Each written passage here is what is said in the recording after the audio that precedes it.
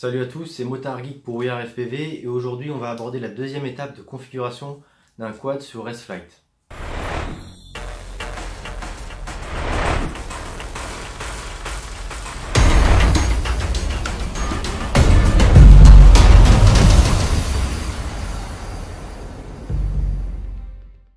On va donc reprendre où on était resté avec le petit Jadaru, tout juste flashé en version 426 de S-Flight. Donc là j'ai lancé le logiciel sur ordinateur, il attend la connexion de la carte de vol. On va donc le brancher. Et là en toute logique on va se retrouver avec l'assistant, voilà, sur lequel on était tombé juste après avoir terminé de flasher la carte de vol, qui explique qu'on n'a pas encore configuré et que donc on peut suivre la procédure de configuration automatique. Donc là on fait continuer. On choisit le récepteur. Donc le récepteur, moi je suis en Taranis. Tout simple. On choisit le récepteur et on fait Next. Donc là il enregistre au fur et à mesure. Il propose également de voir comment connecter sa Taranis à la carte de vol. Donc ça c'est plutôt bien fichu. Il y a des tutoriels vidéo très régulièrement dans l'assistant de configuration. Là on va le passer, pas besoin. Ensuite il nous demande quel type de VTX on a. Donc moi j'ai mis un Tramp. Je crois que je l'avais mis sur le 4, j'ai un gros doute, mais bon là peu importe, il faut le savoir quand on monte son quad, c'est juste pour pouvoir le piloter depuis la carte de vol, donc soit via un OSD, soit avec les scripts LUA. Encore une fois, il nous propose de consulter un tutoriel vidéo, nous on va le passer. Est-ce qu'on fait tourner les hélices dans le sens inverse? Donc moi c'est mon cas, c'est-à-dire que les hélices tournent vers l'extérieur, comme ça, ça évite de salir la caméra. Donc je mets Yes. Donc là comme ça il effectue au fur et à mesure tous les réglages qui vont bien. Là on a terminé la première étape de la configuration automatique. Ensuite il nous dit qu'il faut effectuer les étapes 1 à 6 de la page d'accueil du configurateur. Donc ça c'est ce qu'on va faire au fur et à mesure. Donc l'étape 1 c'est réglage du flight controller. Donc on va lancer le wizard. Donc là il nous demande quel type de vol, on utilise sur ce quad là. Est-ce que c'est du racing ou est-ce que c'est du freestyle? Donc moi c'est un quad de freestyle. On fait next. Donc là il va adapter, j'imagine, tout ce qui est un peu PID, peut-être même les rates. J'ai pas cherché à voir tout ce qui est modifié quand on le faisait automatiquement, puisque derrière après j'adapte, mais déjà ça donne une bonne base de configuration plus adaptée au freestyle, donc sûrement plus smooth et des rates un peu plus élevés qu'en racing. Ensuite, ça nous demande si on veut que le logiciel nous aide à avoir des mouvements de stick et des pouces un peu plus smooth. Ça, j'ai testé. Honnêtement, j'ai trouvé que le quad était très mou, très floppy. Je sais pas comment expliquer. C'est une option qui me plaît pas, donc personnellement, je mets non. Ça peut être à tester de votre côté. Taille du quad, c'est pareil. Là, j'imagine que c'est pour régler au moins des PID. Donc moi, je mets que c'est un 3 pouces ou moins, puisque le Jadaru, c'est un 3 pouces. Donc là, on voit à peu près toutes les variables qui modifient.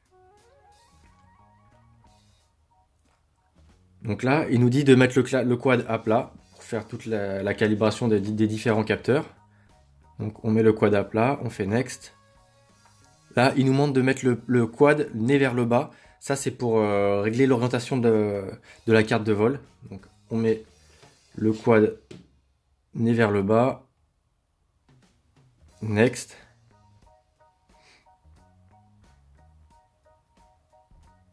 Voilà, on voit bien que là, il a réglé l'orientation de la carte de vol.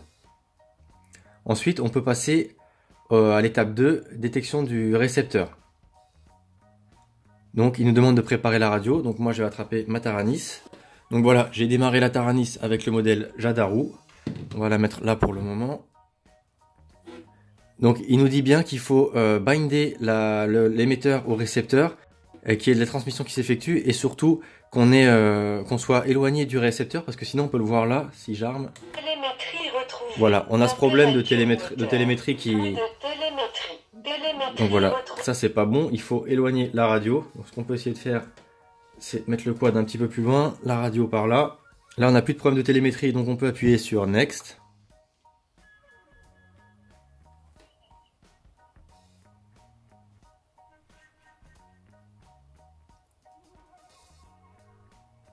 Ensuite, il a détecté l'émetteur et il nous demande de lancer le setup Radio Wizard.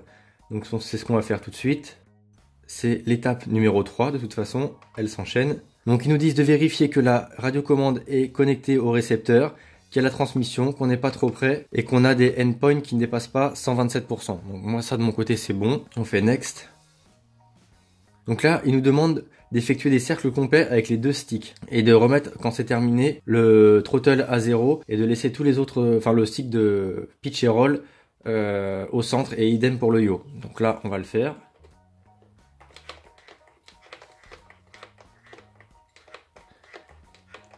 Là il va faire lui-même tout ce qui est subtrim et endpoint. Donc c'est un réglage qui peut faciliter un petit peu la vie. Personnellement je trouve ça un poil fastidieux et long, hein, tous ces wizards. Mais c'est pas mal quand on débute. Donc là, il nous demande de mettre le gaz en haut. Voilà, il l'a détecté d'ailleurs. De mettre le yaw sur la droite. Le pitch en haut. Le roll à droite. Ensuite, il nous demande de sélectionner le stick, le bouton qui va permettre d'armer le quad et de le mettre en position désarmée. Donc moi, c'est ce bouton-là. Il est bien désarmé.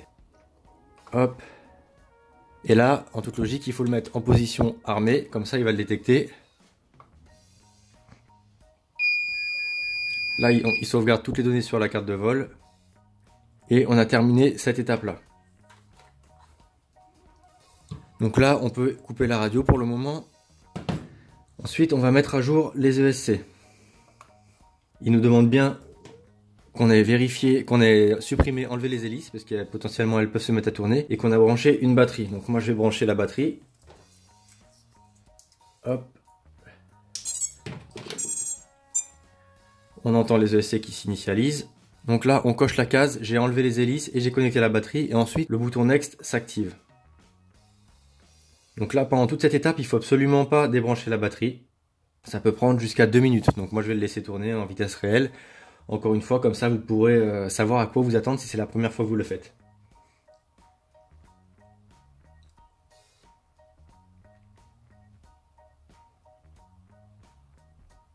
Donc c'est pas mal tous ces assistants sur Restlite. Je trouve juste que ça manque un peu de pédagogie parce qu'on est tellement assisté que au final le quad va voler, on sait pas trop ce qui a été réglé exactement et du coup derrière on va refaire la même chose plutôt que de le faire à la main. Donc là il nous dit d'attendre que toutes les musiques des ESC soient terminées et ensuite de cliquer sur OK. Donc on a bien entendu, les ESC ils ont sonné, on clique sur OK, enfin les moteurs ont sonné grâce aux ESC. Encore une fois il sauvegarde toutes les infos. On attend la fin des sonneries et on clique sur OK. Donc là, on les a mis à jour, ils sont correctement réglés. On a toutes les infos. Donc là, on voit bien qu'il a fait la calibration, hein, throttle max, throttle min, le throttle mid. Donc là, c'est pas mal, c'est pratique. C'est plus simple que sur Betaflight en tout cas pour la calibration des ESC. Ensuite, il faut calibrer les moteurs. Donc cette fois-ci, il nous demande encore si on a enlevé les hélices et déconnecter la batterie. Donc faut bien lire, hein. Hop, on déconnecte la batterie. Il nous demande de brancher la batterie et d'attendre que la calibration des ESC se soit faite. La calibration elle est indiquée par la fin de sonnerie des ESC. Hop. La musique est terminée, on presse OK.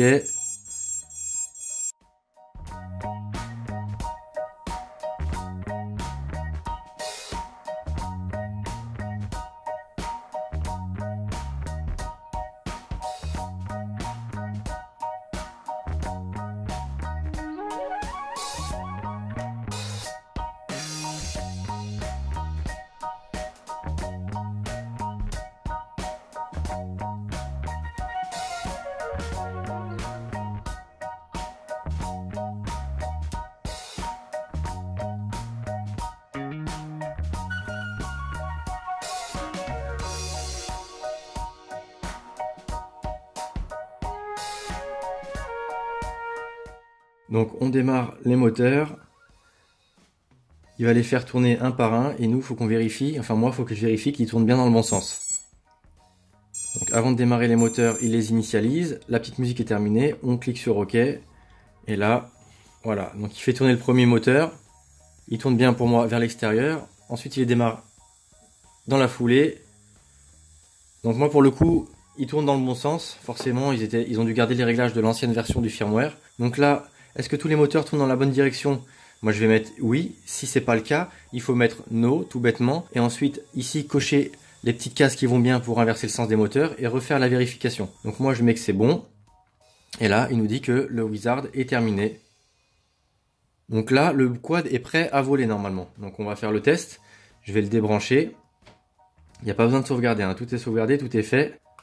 On voit bien qu'il nous a mis l'armement sur le canal 5. Après, derrière, on n'a rien d'autre de réglé, hein. Il faudra qu'on règle les différentes fonctions dont on a besoin. Mais pour aller faire un premier vol, il n'y a besoin de rien. Ça devrait décoller. Donc, je le débranche. Hop.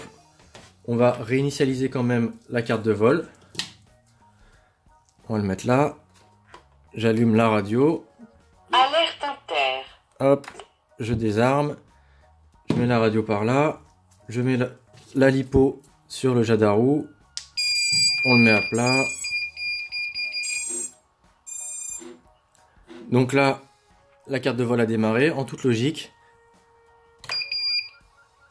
Là, il arme pas alors que j'ai armé, parce que par défaut, et ça c'est super bien fait sur Wrestlight, on a un double armement, donc il faut enchaîner 2 fois de suite le bouton. Donc là, les moteurs tournent bien dans le bon sens. Je désarme.